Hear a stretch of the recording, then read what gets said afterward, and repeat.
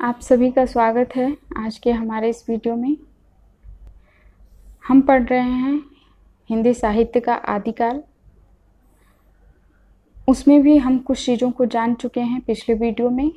आज हम जैन साहित्य का जो ऐतिहासिक काव्य है उस पर चर्चा करेंगे। जैसा कि हमें पता है, जैन साहित्य में जो काव्य रचा गया है उस 3 तरह के काव्य लिखे गए हैं जैन साहित्य में। पहला है पौराणिक काव्य, दूसरा ऐतिहासिक काव्य और तीसरा रासो काव्य। पौराणिक काव्य और रासो काव्य को हम जान चुके हैं। आज हम ऐतिहासिक काव्य को जानेंगे और जैन साहित्य में ही जो मुक्तक काव्य हैं उसको भी देखेंगे, क्योंकि ये सारे प्रबंध काव्य थे जितने भी हमने देखा है। तो मुक्तक काव्य को भी देख लेंगे। उसके बाद जितना भी हमने पढ़ा है उससे संबंधित कुछ प्रश्न भी हल करेंगे। तो आप पूरा देखिएगा और समझिएगा कि आपको इस वीडियो से कितना समझ में आया है प्रश्न को हल करते समय। तो आज हम देखेंगे जैन ऐतिहासिक काव्य को। जैन ऐतिहासिक काव्य ऐसा काव्य है जिसमें कि राजाओं से संबंधित ग्रंथ लिखा गया है, और ये राजा ऐसे हैं जिन्होंने जैन धर्म को आश्रय दिया, उनका संरक्षण किया और जैन धर्म को स्वयं स्वीकार किया था, स्वयं ग्रहण किया था। तो जितने भी जैन ऐतिहासिक कवि हैं उन लोगों ने उन राजाओं पर काव्य लिखा है जिन्होंने जैन धर्म का संरक्षण किया, प्रश्रय दिया एवं स्वयं ग्रहण किया। इसमें जो सबसे पहले कवि हैं वो हेमचंद हैं। इन्हें सिद्ध हेम या हेम नाम से जाना जाता है। ये राजस्थान के थे, राजस्थान के रहने वाले थे ये हेमचंद। इन्हें कलिकाल सर्वज्ञ कहा जाता है। तो ये पॉइंट महत्वपूर्ण है कि इन्हें कलिकाल सर्वज्ञ क्यों कहा जाता है। तो इनका साहित्य में भी योगदान है और व्याकरण में भी योगदान है, तो इसलिए इनको सर्वज्ञ कहा जाता है, मतलब सब कुछ जानने वाले थे हेमचंद। और सबसे इम्पॉर्टेंट बात है कि इनको प्राकृत भाषा का पाणिनि कहा जाता है। तो पाणिनि एक महान विद्वान थे जिन्होंने सबसे पहले संस्कृत व्याकरण बताने का प्रयास किया।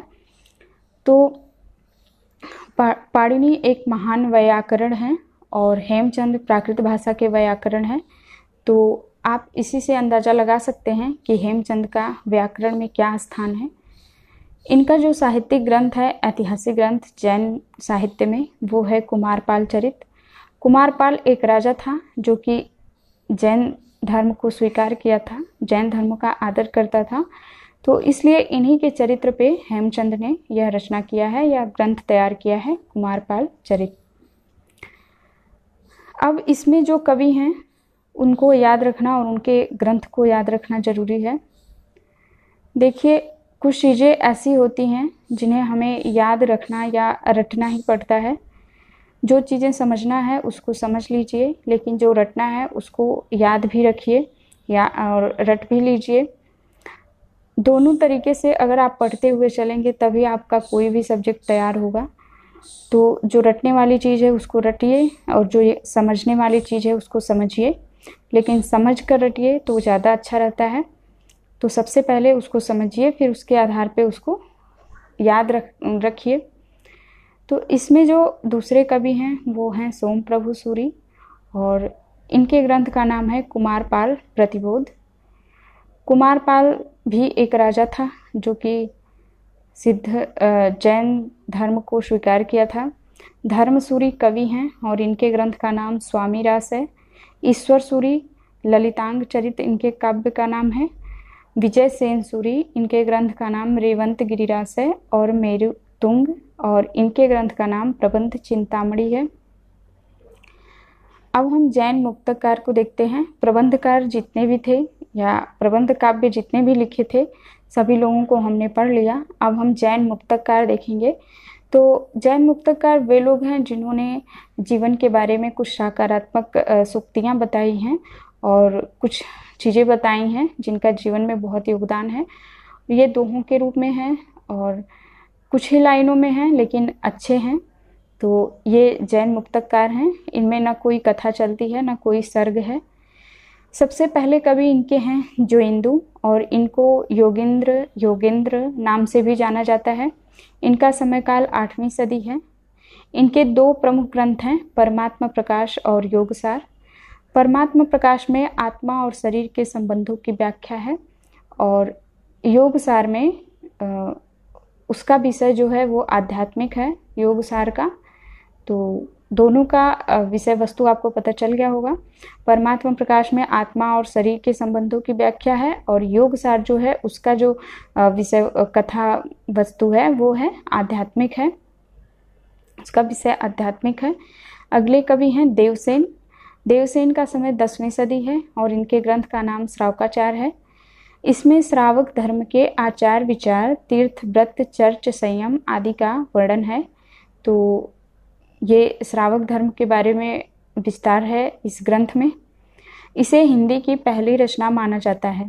तो ये चीज़ भी आपको याद रखना है, जो श्रावकाचार है इसको सही अर्थों में, सही मायने में हिंदी की पहली रचना माना जाता है।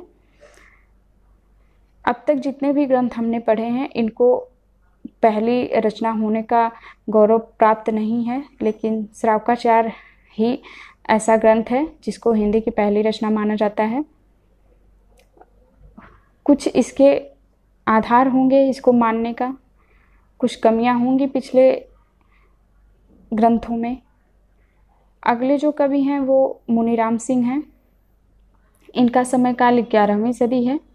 इनके ग्रंथ का नाम पाहुड़ दोहा है और इसका शाब्दिक अर्थ देखें तो इसका अर्थ होगा दोहों का उपहार। इसमें योग, प्राणायाम और आत्मज्ञान के लिए गुरु की अनिवार्यता को बताया गया है। तो इस तरीके से हम लोगों ने जैन ऐतिहासिक काव्य जितने थे और जो मुक्तक काव्य हैं उनके बारे में समझ लिए हैं।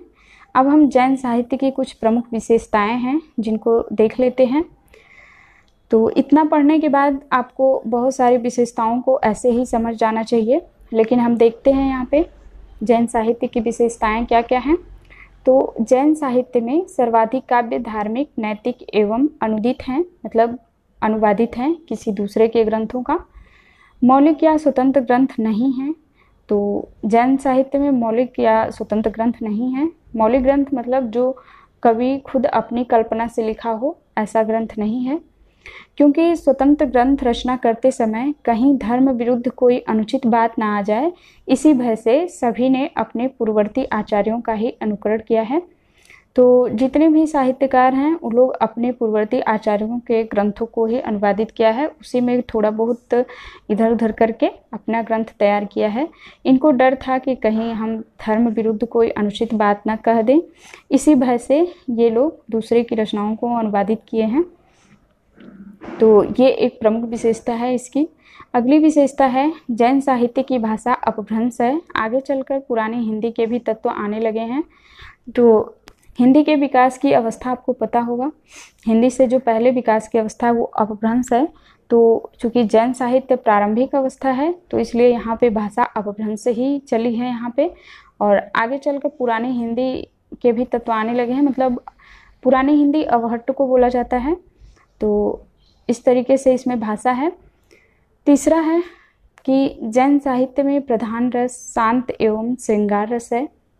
स्वयंभू ने दोहा चौपाई छंद को लोकप्रिय बनाया और इसे कड़वक बनाने की शुरुआत की। तो स्वयंभू का जो पौमचर्यु है उसमें उन्होंने दोहा और चौपाई को मिलाकर कड़वक छंद बनाया है। तो ये चीज़ भी यहाँ इम्पॉर्टेंट है। अगली विशेषता है वो है आदिकाल के जैन साहित्य ने पौराणिक कथा एवं लोक कथाओं को धर्म अनुसार मोड़ने की दृष्टि से महत्वपूर्ण कार्य किया है। तो जो आदिकाल का जैन साहित्य है इसमें पौराणिक कथाओं के माध्यम से, लोक कथाओं के माध्यम से धर्म को एक सकारात्मक दृष्टि से देखा गया है और इसके मायने में महत्वपूर्ण कार्य किया गया है। तो ये इसकी प्रमुख विशेषता है। अब हम कुछ प्रश्नों को देख लेते हैं इससे संबंधित। तो पहला प्रश्न है कि किसकी तुलना भोला शंकर व्यास ने संस्कृत कवि माघ से की है। तो आपको इसका बताना है किसकी तुलना भोला शंकर व्यास ने संस्कृत कवि माघ से की है। तो इसका सही उत्तर होगा स्वयंभू। पुष्पदंत। स्वयंभू को संस्कृत का वाल्मीकि कहा गया है, तो पुष्पदंत को भोला शंकर व्यास ने संस्कृत कवि माघ की उपमा दी है। अगले कवि हैं अपभ्रंश का वाल्मीकि किसे कहा जाता है। अगला प्रश्न है, अपभ्रंश का वाल्मीकि किसे कहा जाता है? तो इसका सही उत्तर होगा स्वयंभू। स्वयंभू को अपभ्रंश का वाल्मीकि कहा जाता है। किसे कलिकाल सर्वज्ञ कहा गया है? हेमचंद, पुष्पदंत, सोमप्रभु सूरी या राम सिंह? कलिकाल सर्वज्ञ किसे कहा गया है? तो सही उत्तर होगा हेमचंद। इनको कलिकाल सर्वज्ञ इसलिए कहा गया है कि इन्होंने साहित्य की भी रचना की है और व्याकरण में भी इनका बहुत योगदान है, तो इसलिए इनको कलिकाल सर्वज्ञ कहा गया है। अगला है, किसमें राजकीय षड्यंत्रों का वर्णन मिलता है? किस ग्रंथ में राजकीय षड्यंत्रों का वर्णन मिलता है? इसका सही उत्तर है स्थूलीभद्र। इसमें राजकीय षड्यंत्रों का वर्णन मिलता है। अगला जो प्रश्न है, हिंदी की पहली रचना कौन सी है? हिंदी की पहली रचना कौन सी है? तो हिंदी की पहली जो रचना है वो देवसेन द्वारा रचित है, श्रावकाचार, और यह जैन साहित्य में मुक्तक रचना है, जिसमें श्रावक धर्म के आचार विचार व्रत चर्चा विषय उसी को वर्णित किया गया है श्रावकाचार में। तो इस तरीके से आपने देखा, ये प्रश्न आपको अच्छे से समझ में आए होंगे इतना पढ़ने के बाद।